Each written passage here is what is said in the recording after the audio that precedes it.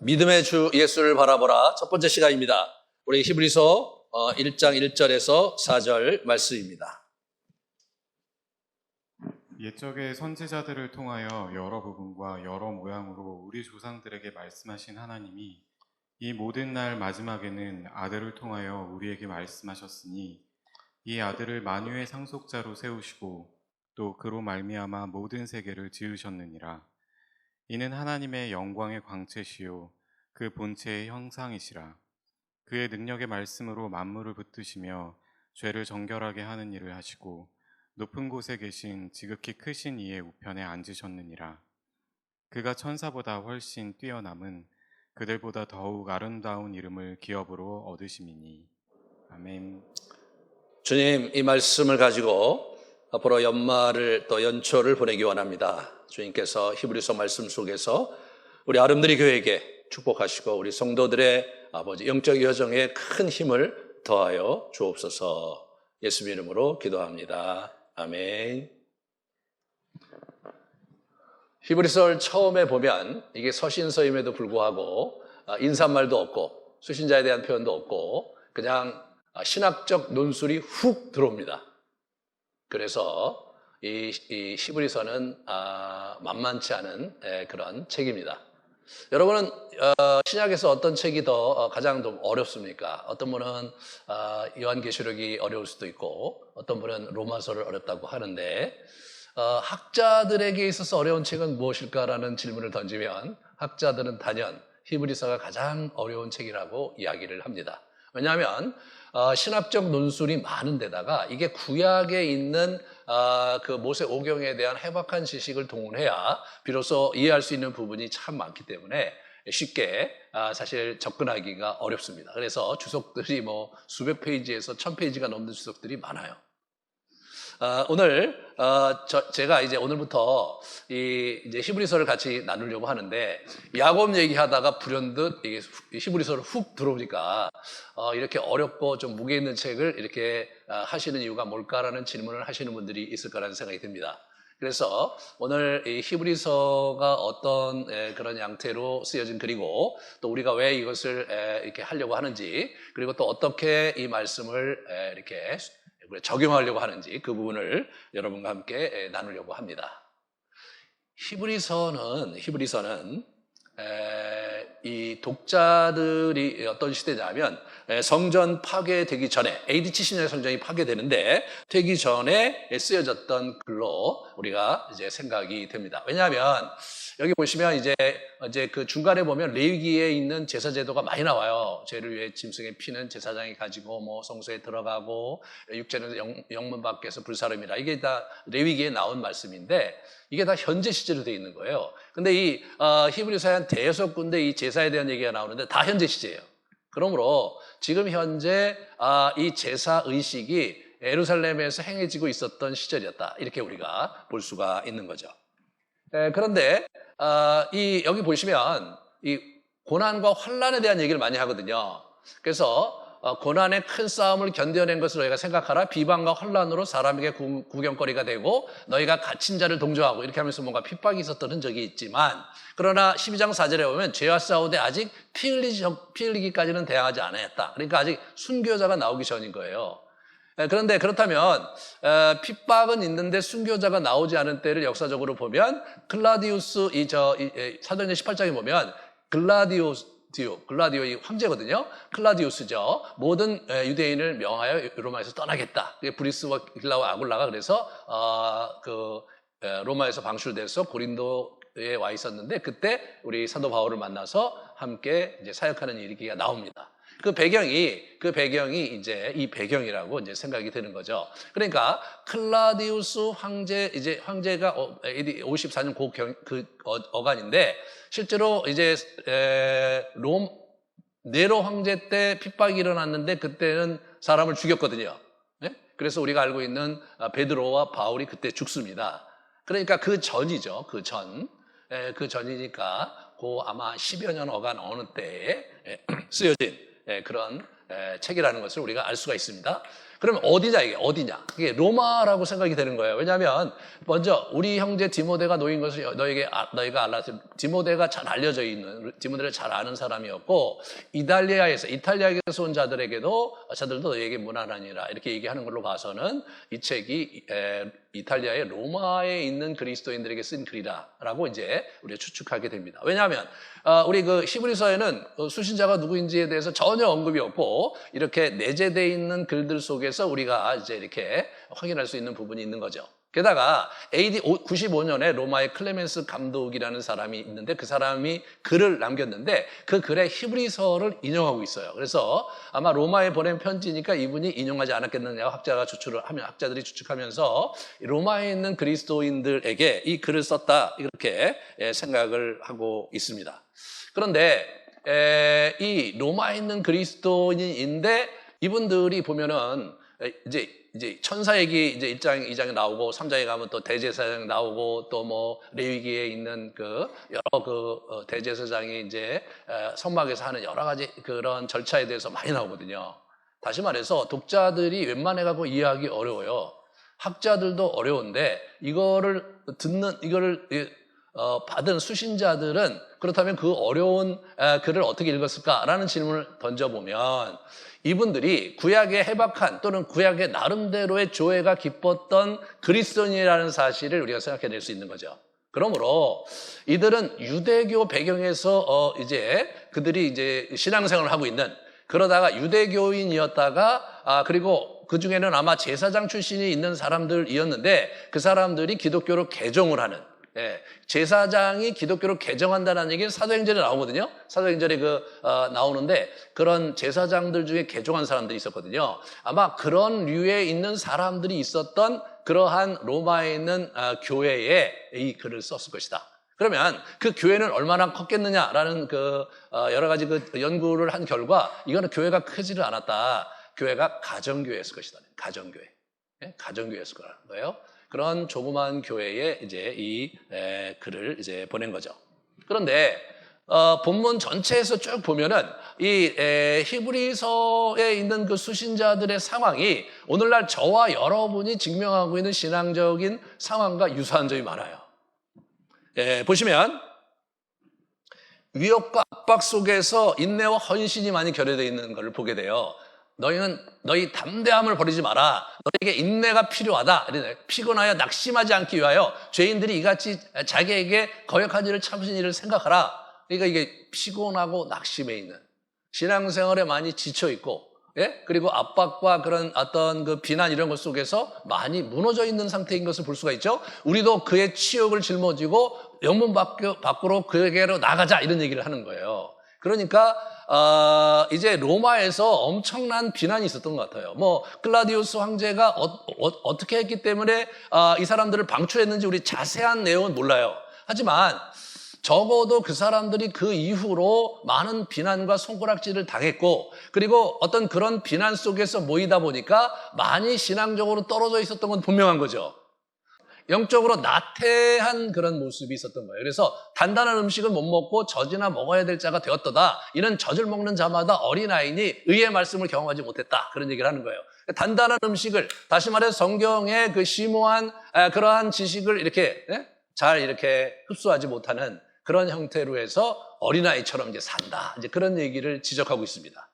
이분들은 과거에 사실은 굉장히 많은 것을 알고 있었던 사람들이었고 그리고 구약에 대해서도 어느 정도 지식을 갖고 있는 사람들이었는데 지금은 사실은 그 구약이 신학적인 의미에서 어떻게 이렇게 연속성이 있고 깊이가 있는지에 대해서 잘 모르는 그런 사람들이 이 사람들이었고 그래서 영적인 갓난아이라고 지금 핀잔을 주고 있는 모습을 보게 됩니다. 게다가 여기 보면 이제 천사 숭배가 나와요. 오늘 천사보다 더 뛰어난 일입니다. 이런 얘기가 나와요. 어떤 면에서 여러분과 저는 아니 예수님이 당연히 천사보다 뛰어나지 그 말이 돼? 이런 생각을 할 수 있을지 모르지만 그 당시에는 천사 숭배가 막 올라오고 있었던 거예요. 저기 보시면 아무도 꾸며낸 겸손과 천사 숭배를 이유로 너희를 정죄하지 못하게 하라. 뭐 이런 식으로 나오는 부분이 여기저기 삐쭉삐쭉 나와요. 천사 숭배가 이렇게 만연하고 있는 그런 분위기였어요. 신비주의, 그런 영적인 이야기들이 많이 우리가 지금 사실은 가만히 보면 무속신앙이 엄청나게 부흥했습니다. 무속신앙이. 그래갖고 점치고 이런 것들이 되게 수월했고, 이런 조금 이렇게 교회에 이렇게 산기슭에 이렇게 보면 이게 무당들이 그 집회하는 그런 공간들이 여기저기 있고 그거 임대하고 그래요. 왜냐하면 이런 대도시에서 할 수가 없으니까. 예. 기도원은 쇠퇴하는데 무당들의 그 집회소는 계속 번창하고 있어요. 그렇게 혼란스러운 거예요. 로마가요, 그 당시 엄청나게 좀 신들을 굉장히 많이 섬겼거든요, 로마가. 그러니까 자기들의 신도 섬겼고, 자기들이 정복한 그런 민족의 신들도 섬겨서 온통 다 그냥 신전들이 그득한 것이 로마였어요. 그래서 콘스탄틴 대제가 그러한 완전히 우상이 드글드글한 그러한 로마를 버리고 콘스탄틴에 가서 그 콘스탄티누스 거기에서 완전히 그 기독교 그 성당만을 짓고 이렇게 해서 소피아 사원 이런 것들 다 그분이 지으면서 그러면서 완전히 기독교 왕국을 꿈꾸면서 콘스탄티노플로 간 거예요. 그게 여기가 완전히 이방신들의 드글드글한 신전들이 가득했기 때문이거든요. 그 속에서 이분들이 살고 있었던 거예요. 그러다 보니까 이분들은 어떻게 돼요? 이분들이 신앙적으로 퇴행하는 거죠. 퇴행하는 겁니다. 그러니까 형제들아, 너희는 삼가 혹 너희 중에 누가 믿지 아니하는 악한 마음을 품고 살아계신 하나님께 떨어질까 조심하십시오. 적절한에서 히브리서 3장 10절에 하나님에게서 떨어질까 조심하라 이렇게 나오는 거예요. 하나님께 떨어지는 자들이 있었던 거예요. 배도하는 분들이 있었던 거예요. 네, 배도하는 분들이 있었던 거예요. 그래서 이단으로 가는 분들도 있었고, 그리고 이제 교회를 떠나는 분들도 있었겠죠. 네. 저희 한국교회가 그런 거예요, 지금. 네. 그래서 실제로 지금 가나안 성도들이 한 200만에서 300만으로 추산을 하거든요. 교회에서 떨어져 나간 분들이죠. 그래서 나름대로 자기 나름대로 신앙생활을 하시겠지만, 그러나 그런 상태에서 하나님과 깊은 교제를 나누기는 쉽지 않으실 거예요. 점점점 무너져가는 일들이 더 많겠죠. 이렇듯 오늘날 한국교회 상황과 너무나 유사한 그러한 모습을 이렇게 보게 되죠. 저희들도 코로나 이후에 사회적으로 기독교가 비난받고, 그리고 매스컴들이 사실은 굉장히 시니컬하게 얘기하고, 세속화로 인해서 영적인 나태함이 굉장히 많죠. 나태함이 많아요. 그래서 이제 과거처럼 열심히 신앙생활 하려고 기도 많이 하고 또 이렇게 성경 공부도 많이 하고 이제 그런 움직임이 생각보다 많이 적죠. 네, 그런 상황이에요.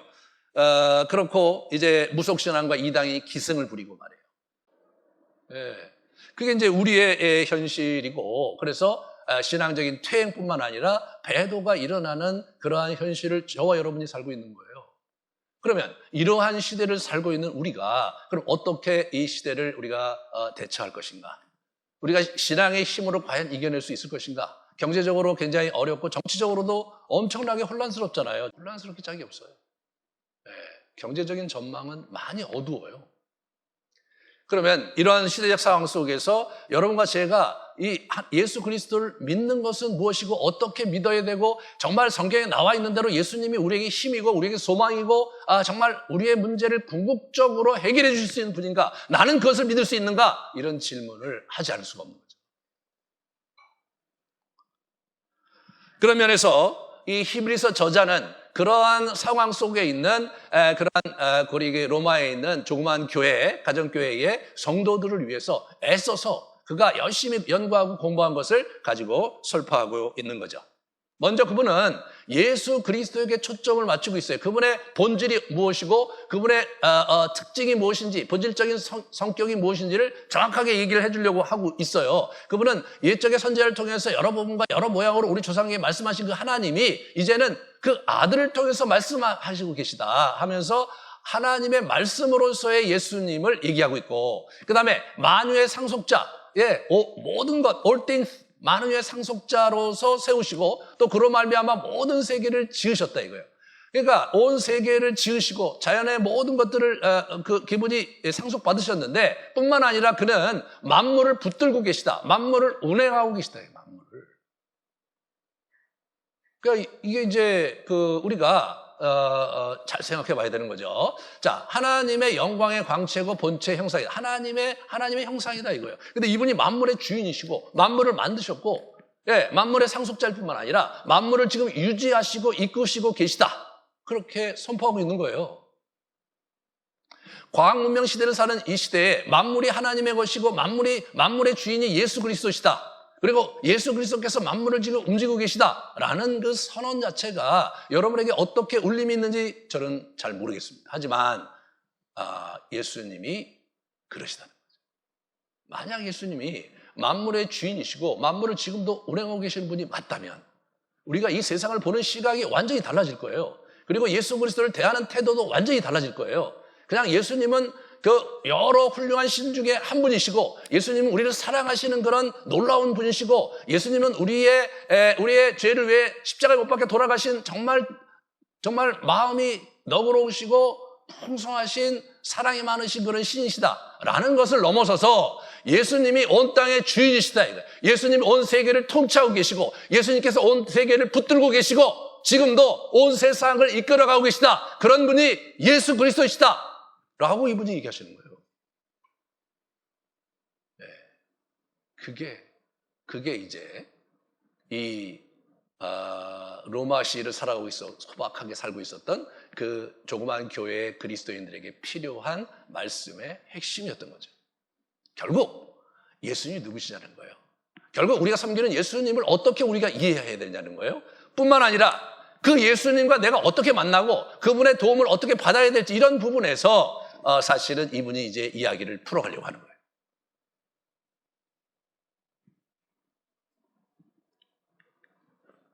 그래서 이제 이분은 이 믿음의 주 예수를 깊이 생각하라. 그게 이제 그 히브리서 전체의 그 전반부의 얘기고요. 후반부에는 예수를 바라보러 나가는 거예요. 그러니까 예수를 바라보기 전에 예수를 깊이 생각하라고 이분이 얘기를 하고 있어요. 그러므로 하늘의 부르심을 받은 거룩한 형제들아, 우리가 믿는 도리의 사도이시며 대제사장이신 예수를 깊이 생각하라. 깊이 생각하라. 첫 번째 해야 될 게 뭐예요? 예수를 깊이 생각하라는 거예요. 그냥 이렇게 우리가 알고 있듯이 십자가에 못 박혀 돌아가셨고 하나님의 아들이시고 우리를 구원하신 분이시고 삼위일체 하나님 삼위일체의 한 이격이시고 그런 분으로 우리가 그냥 명목적으로 잘 알고 있잖아요. 하지만 그것을 넘어서서 예수의 그 실체와 본질에 대해서 깊이 생각하는 게 먼저 필요하겠다는 거예요. 그래서 그걸 위해서 앞부분에 2장부터 10장까지 엄청난 신학적 논술을 이렇게 좀 진술을 이렇게 쭉 이분이 하면서 권면하는 것을 보게 돼요. 앞으로 그것을 우리가 같이 나눌 겁니다. 그 예수를 깊이 생각하는 데 있어서 이분이 어떤 분이시냐면 육체에 계실 때 자기를 죽음에서 능히 구원하실 이에게 심한 통곡과 눈물로 간구와 소원을 올렸다. 이분이 여기서 그렇게 애처롭게 힘들게 기도하셨던 분이시다 이거예요. 실제로 구체적으로 우리 그 겟세마네 동산에서 그분이 정말 땀이 피가 되도록 그 간절히 기도하셨던 장면을 우리가 떠올릴 수 있겠죠. 그런 그분이 승천하셔서 어떻게 돼요? 항상 살아계셔서 그들을 위해 지금도 간구하고 계신 거예요. 하늘에 올라가셔서 지금도 이분이 간구하고 계신 그런 것을 이렇게 보게 되는 거죠. 우리 로마서를 비롯해서 사도 바울은 예수 그리스도의 부활에 대한 강조점이 되게 많아요. 부활하셨다. 죽은 데서 부활하셨다. 영원한 생명을 우리에게 주셨다.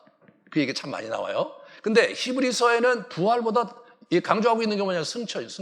이분이 승천하셔서 보좌 우편에 앉아 계시다. 그리고 거기서 우리를 굽어보시고 내려다보시면서 이 땅을 통치하고 계시고 우리의 기도를 들으시는 분이시다 라고 해서 이분이 지금도 하늘에서 살아 역사하시며 이 땅에 자신의 백성들을 향해서 끝없는 애정을 가지시고 지금도 일하시는 분이시다. 그 부분을 히브리서 저자는 엄청 강조하고 있습니다.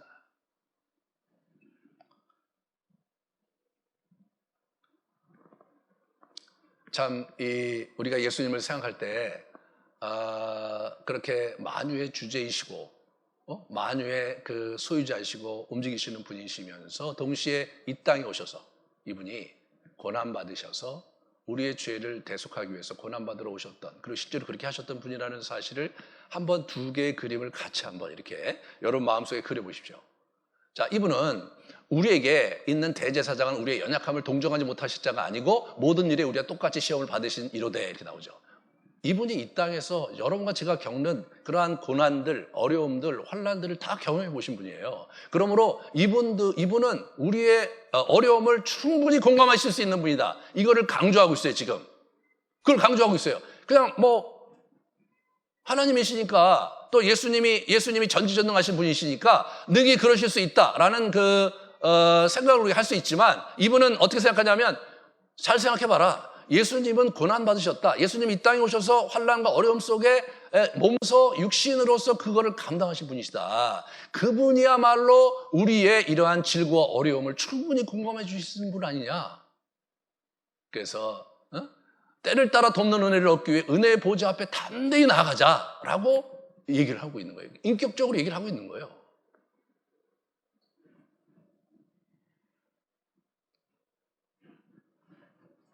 이 부분을 이분이 이제 생각하라, 예수를 생각하라는 부분에서 우리가 잘 좀 생각하면서 그러면서 궁극적으로 예수를 이제 이렇게 바라봐야 되는데 첫 번째로 예수로 말미암아 항상 찬송의 제사를 하나님께 드리자. 예, 항상 찬송의 제사를 하나님께 감사의 제사를 하나님께 계속 드리자 이거예요. 그럴 때 어떻게 나오냐면 항상 그렇게 하자. 항상.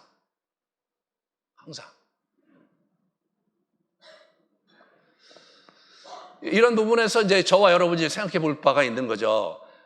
우리가 예수님을 이렇게 만나고 또 예수님을 알고 예수님을 경험하고 이제 그렇게 이제 살아가는 그런 삶을 산다고는 하는데 여러분의 감정적인 레벨에서 정말 예수님이 여러분과 함께 하신 것을 경험하고 사시는지 매일매일의 삶 속에서 예수님이 우리 안에서 나와 동행하는 것을 경험하고 느끼고 사는지를 한번 점검해 보십시오. 아마 그거는 특별히 하나님께서 선택하신 사람들 바울과 이런 사람들이나 가능하고 제자들이나 가능한 거지 우리가 어떻게 그렇게 할 수 있는가 그런 생각을 하시고 있다면 아니에요. 그렇지 않아요. 특별히 이 히브리서는 항상 주님께서 지금도 간구하고 계시고 우리 보러 항상 찬송의 제사를 올리라고 격려하고 도전하고 있거든요. 그러면서 어떻게 하면 그분의 은혜를 더 믿을 수 있는가에 있어서 믿음의 주여 또 온전하게 하시는 이인 예수를 바라보자. 이렇게 예수를 바라보라는 얘기를 하는 거예요. 예수를 바라보면 되나? 이런 질문을 해보십시오. 예수를 바라보기만 하면 내가 그 은혜를 덧입을 수 있고 그분이 나와 함께하는 것을 경험할 수 있나? 라는 질문을 해보시라고요. 이분은요 그렇다고 얘기하시는 거예요. 믿음의 또 온전하게 하시는 이 예수를 바라보자. 그는 그 앞에 있는 기쁨을 위하여 십자가를 참으사 부끄러움을 개의치 아니하시더니 너희 보좌 우편에 앉으셨느니라. 그걸 바라보라 이게. 보좌 우편에 앉아 계시고 우리를 기쁨으로 이렇게 지켜보시는 그분을 바라봐라 이거예요. 바라봐라 이거예요.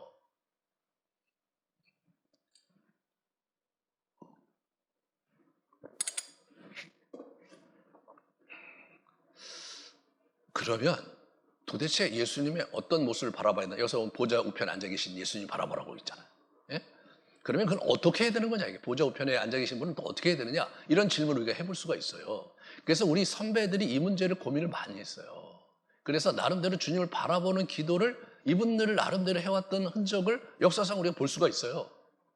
제가 이제 한 가지 더 이렇게 지난 작년에 어렴풋한 이렇게 추억을 거슬러 올라가면 저도 그런 얘기를 한 적이 있어요. 여러분 기억나시는지 모르겠지만 우리 요한 얘기하면서 요한 17장에서 그 얘기를 했거든요. 예, 이 얘기를 했어요. 눈을 들어 주님을 바라보는 기도를 하자. 기억나십니까? 예, 기억나시죠? 이게 이제 나온 거예요. 그래서 눈을 들어 기도하면서 예수를 바라보는 거예요. 예수를 뭘 바라보느냐? 이거 도대체 어떤 걸 바라봐야 되느냐 있어서 우리 선배들이 쓴 책을 보면 우리 아빌라이 테레사 같은 분들은 겟세마네 동산에서 기도하시는 예수님을 바라봤다는 거예요. 평생 늘 그분을 바라보려고 애쓰면서 기도하셨다고 나와요. 네. 여러분 중에 필요하다면 그렇게 하면 좋을 것 같고요.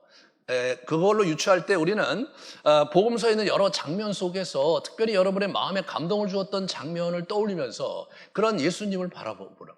그러니까 가령에 들어서 풍랑을 잠잠케 하셨던 예수님, 또는 사람들을 고쳐주시고 이렇게 만져주셨던 예수님, 네, 또 이렇게 사랑의 메시지를 강하게 선포하는 예수님, 또 십자가상에서 돌아가시면서 고통스러워했던 예수님, 네, 그런 예수님을 여러분이 한번 떠올려 보시고 그 중에 여러분 마음에 잔잔한 은혜가 되는 또는 그날 우리가 복음서에서 묵상했던 그 본문에 있는 예수님을 떠올리면서 그분을 이렇게 바라보는 거예요. 마음속으로. 그러다 보면 마음에 와닿는 생각과 감정을 쭉 따라가게 되고 자신의 마음과 생각을 또 그때 주님께 이렇게 올려드리는 거죠. 주님께 이렇게 토로하고 감사하고 또 주님께 또 묻고 싶은 것을 물으시고 그런 시간을 갖는 거예요. 그러면서 그런 자기의 생각과 감정을 다시 주님께 쭉 올려드리고 마음을 내려놓고 그분을 가만히 응시하는 그런 시간을 갖는 겁니다. 그리고 우리 마음에 오는 어떤 그 고백, 우리 자신이 갖고 있는 어려움을 고백하시고 또 간구를 주님께 드리면서 그러면서 찬양과 감사로 마치는 기도. 이거는요, 제가 만든 거예요. 꼭 이렇게 안 하셔도 되는데 그래도 뭔가 모델이 있으면 좋을 것 같아서 제가 만든 거예요. 이게 정말 중요한 거예요. 이걸 해보신 분들도 있을 거고 저한테 몇 분이 피드백을 했어요. 목사님 하는데 잘 안 돼요. 예, 잘 안 되죠. 잘 안 돼요. 그런데 계속 하다 보면 이게 큰 은혜가 되더라고요. 큰 은혜가 됩니다. 작년부터 이제 제가 이거를 하려고 참 많이 애를 썼어요. 해봤는데 처음엔 잘 안 됐고요. 그래서 이제 제가 가끔 설교 시간에 조금 얘기하는데 제가 이제 하루에 여러 번 기도하려고 애를 쓰다가 최근에 7번 기도를 하고 있어요. 매일 7번을 기도해요. 7번을 매일 이렇게 기도하면서 시시때때로 주님이 기도하다가 응시하고 주님을 가만히 쳐다보는 시간을 갖습니다. 처음에는 좀 낯설고 처음에는 좀 아무것도 아닌 것 같은 생각이 드는데 그러나 어느 순간에 그분의 임재를 체험할 때가 많아요. 하늘을 우러러 그분을 이렇게 떠올리고만 해도 내 마음이 든든해지고 내 마음이 풍성해질 때가 많아요. 이거였구나. 그렇게 하나님을 쳐다보는 예수님을 기억하면서 자꾸 떠올리는 그런 시간들을 기도하는 그 순간순간에 중간중간에 자꾸 이렇게 주님을 쳐다보려고 애쓰는 것이 처음에는 좀 이상한 것 같지만 조금 더 이렇게 하다 보니까 그게 큰 힘이 돼요. 큰 힘이 돼요. 예. 운전하면서도 주님의 얼굴을 떠올려 보기도 하고 전철 안에서도 그분의 얼굴을 떠올려 보기도 하고 누군가가 나를 비난할 때도 주님의 얼굴을 떠올려 보기도 하고 너무 고통스럽고 이 문제를 내가 어떻게 극복할 수 있을까? 이거 어떻게 해결해야지? 그런 당혹감이 있을 때도 참 주님이 계시지 라고 생각하면서 주님 도와달라고 요청하는 기도하기 전에 어떤 때는요 도와달라는 기도도 미처 못할 때가 있어요. 그냥 주님 하면서 그분 앞에 내 마음을 이렇게 옆에 이렇게 친구에게 내 마음을 얹어놓듯이 그분께 내 마음을 얹어놓는 시간을 이렇게 가져보니까 이게 완전히 다르더라고요. 완전히 다른 거예요. 네. 제가 항상 기도를 우리가 하려고 이제 패턴 하려고 이제 지난 몇 년 동안 굉장히 이제 노력을 많이 했고 지난 한 해 동안에 우리 기도의 자리를 지키자고 해서 릴레이 중보 기도를 여러분이 많이 하셨어요. 그래서 여러분들이 저한테 이제 말씀하시기를 기도가 좀 이렇게 좀 뚫리고 좀 기도가 되고 있어서 너무 감사하다 그런 고백을 많이 하고 계세요. 이제 그런 어떤 릴레이 중보 기도를 통해서 하루에 2번, 3번 또는 그 이상 기도하는 부분들이 여러분이 이렇게 쭉 자리 잡아가면서 주님을 바라보는 기도를 익혀가시기 바랍니다. 예? 내년은 주님을 바라보는 기도를 익히는 한 해가 될 것입니다. 우리 릴레이 중보 기도와 함께 주님을 바라보는 기도를 여러분들이 계속 해 나가시면서 여러분들이 그 예수님과 동행하는 기쁨을 누리는 그런 걸 하기 바라요. 여러분 이게 나중에 제가 이제 또 이제 얘기하겠지만 이게 여러분 로렌스 수사 하나님의 임재 훈련한 로렌스 수사가요 이 흐름 속에 있는 거예요. 내년에 그 책이 필독서가 될 거거든요. 그게 한 150페이지 짧은 책인데 그분의 그 수필 또는 그분의 그 글인데 저도 이제 집에 이제 사다 놓고 가끔 이렇게 보거든요. 근데 너무너무 가슴에 와닿는 때가 많아요. 그분이 그냥 나이 50이 돼갖고, 그래갖고 이제 여러 우여곡절 끝에 이제 수도원에 들어가면 파리에 있는, 맨발의 갈멜 수도원에 들어가서 그가 식당에서 일을 하게 되거든요. 그럼 5년 동안 식당에서 허드렛 일을 한 거예요. 그 일이 너무 싫은데 어쩔 수 없이 그걸 한 거예요. 그러다가 거기서 자기가 이걸 하나님께 받아들이고 이런 일상의 삶 속에서 주님을 만나는 기도를 시작을 해갖고 그분이 이제 굉장히 커다란 진전을 보였고 그거를 이제 그 글을 썼는데 그 수도원 원장이 그걸 모아갖고 책을 낸 게 그 책입니다. 그게 내년 저희 교회 필독서거든요. 항상 기도하는 삶은 우리 일상의 삶 속에서 설거지하면서 운전하면서 어떤 일을 하면서 주님의 얼굴을 뵙고 예? 주님 앞에 머물려고 하는 그런 소소한 시간들이 쌓여서 그분의 임재를 체험하고요. 이 세상을 이길 수 있는 능력을 얻게 되는 거더라고요. 그러니까 지금 우리 그 히브리서 저자가 결국 어떻게 된 겁니까? 이 신학적인 논쟁을 하면서 굉장히 우리 구약의 근거에서 예수님이 어떤 분이신지 우리 제사법의 근거에서 예수님의 대제사장 되심이 얼마나 위대하고 그분이 하시는 일이 무엇인지에서 그분이 지금도 천상에서 우리를 위해서 계속해서 기도의 제사를 드리고 있다는 거예요. 그분이 우리를 내려다보시면서 보좌 우편에서 꾸준히 우리의 기도를 들으시고 일하고 계시다는 거예요. 그 보좌 우편에 계신 예수 그리스도를 바라보는 거예요. 그러면서 우리가 힘을 얻고 그분께 우리의 기도를 올려드리며 그분의 능력을 덧입는 것, 그것이 1세기 말에 핍박 상황 속에서 기독교가 무너져가고 많은 사람들로부터 비난받고 그리고 지쳐 무너져가는 그리스도인들에게 하고 싶은 거예요. 그 얘기한 거예요. 그러면서 뭐예요? 그런 주님을 깊이 생각하면서 매일매일 순간순간 예수를 바라보자 이거예요. 예수를 바라볼 때 비로소 이 땅을 이길 수 있는 힘이 생기고 예수를 바라볼 때 우리 가운데 그 능력과 임재가 그분의 사랑이 흘러넘치면서 우리가 이 세상을 살아낼 힘이 생긴다는 거예요. 그분의 놀라운 역사를 경험할 수 있는 그런 현실이 열린다는 거예요. 우리는 막 부르짖는 기도에 대해서 많이 알고 있어요. 그럼 그런 무슨 문제가 있으면 그냥 성전에 와서 엄청나게 부르짖고 울고 막 불고 이렇게 하면서 떼거지를 써야 산에 가서 소나무 뿌리를 몇 개나 이렇게 해야지 되는 걸로 그렇게 저도 어렸을 때 그랬거든요. 부흥 강사가 와갖고 막 정욕을 조심하라 그러면서 이 소나무 뿌리를 몇 개나 뽑았냐. 그때 하나도 뽑은 적이 없거든요. 젊은 놈이 말이야 소나무 뿌리도 안 뽑고 맨날 뭐 하는 거냐 막 야단치고 그랬거든요. 그래야 되는 걸로 생각했던 거예요. 그래야 되는 걸로. 그런데요, 히브리서 저자는 그렇게 얘기 안 하는 거예요. 예수를 깊이 생각하고 그리고 예수를 바라보자. 예수를 바라보자. 사랑하는 여러분, 이 연말 크리스마스 시즌이 오는 거예요.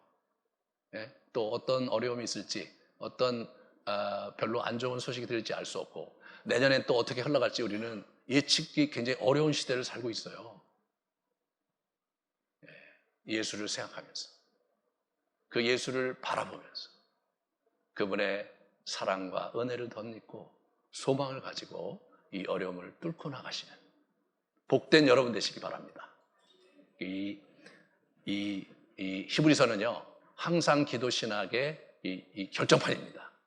그래서 좀 힘드시겠지만 제가 열심히 한번 해볼 테니까 예수를 깊이 생각하는 게 뭘 깊이 생각해야 되는 건지, 예수를 바라보는 것은 어떻게 해야 되는 것인지 12월과 1월에 함께 이렇게 뚫고 나가는 그런 시간이 될 것입니다. 같이 우리 기도하시겠습니다.